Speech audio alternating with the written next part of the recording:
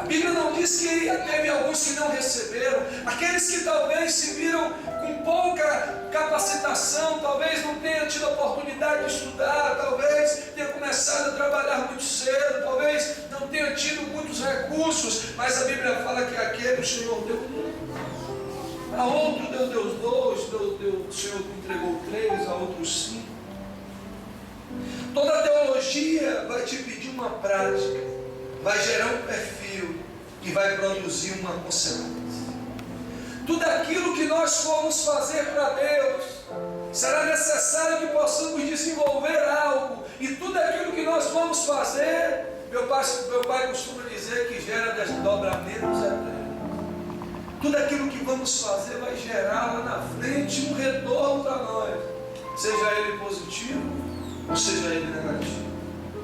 O entendimento de Deus para nós na sua palavra é que cada membro, que cada crente é um ministro do Evangelho do nosso Senhor Jesus Cristo. O Senhor tem trazido muito forte ao nosso coração, e nós aprendemos errado de que tinha que ter o papel de um líder, de um ministro que ensinava, de quem batizava, de quem exortava, de quem enterrava, de quem ia, e caminhávamos para todos os lados, nós não conseguíamos ver o resultado, porque era apenas um para tantas pessoas.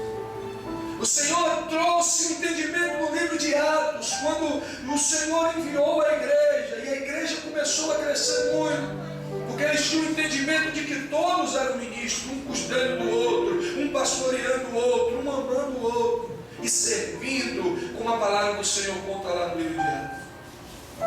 Cada um de nós somos chamados para investir no outro. Olha para o irmão que está do seu lado e diga para ele: eu fui chamado para investir na sua vida, para te servir. A palavra do Senhor diz que enquanto todos os discípulos estavam preocupados, olha, quando chegar no céu, do lado direito de Jesus, vai ser eu. Outro disse: quem é você? Você chegou outro dia, eu já fiz mais. Aí começaram a dizer: olha, então você fica do lado direito, então o esquerdo é meu. E começaram. E Jesus, enquanto eles estavam preocupados com posições, com cargos, com honrarias, Jesus disse: olha, agora me cabe servir mais a vocês. Jesus estava dizendo para ele: olha, vocês precisam aprender mais um pouco. Eu quero ensinar algo para vocês, que o reino de Deus é inverso. Aquele que quer ser servido, que sirva. Aleluia.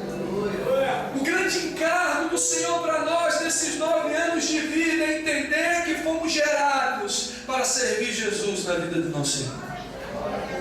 É muito abstrato quando nós dizemos: eu sirvo a Jesus, e quando nós o vemos apenas como uma nuvem abstrata. É como aqueles que dizem: não, vamos orar pelos perdidos, vamos orar pela janela das 40, vamos orar pelos que estão perseguidos lá na Ásia. Mas enquanto são perdidos, ele ora. Depois que Jesus torna ele achado, ele aceita Jesus, aí ele: pronto, agora eu vou orar pelos perdidos. E se esquece daquele que o Senhor gerou por intermédio da vida dele, para que ele desse continuidade. Olha para o irmão que está do seu lado e diga para ele: você é um ministro do Senhor. 80% da igreja, queridos, infelizmente, quando eu falo igreja, eu falo da nossa igreja mundial, da nossa igreja existente no globo. 80% da igreja ainda são de pessoas inativas. 20% são aqueles que são os pastores, os músicos, os líderes de classes, os obreiros, todos aqueles que estão envolvidos, intercessores, todos aqueles que estão trabalhando para o Senhor. Ainda numa existência global, apenas 20% são aqueles que se envolvem. São aqueles que se importam com a causa do Evangelho. São aqueles que entendem o ID de Jesus e dizem não ao seu eu, à sua própria vontade, e vão seguir o projeto daquilo que o Senhor tem para as suas vidas. Não tem avivamento sem que a grande maioria da igreja esteja envolvida. Para acontecer um avivamento, a grande maioria tem que entender que o Senhor quer fazer algo por intermédio das nossas vidas. A palavra do Senhor diz que naqueles dias da igreja de Atos, Jerusalém tinha 200.000 habitantes, 100.000 já fazia parte da igreja.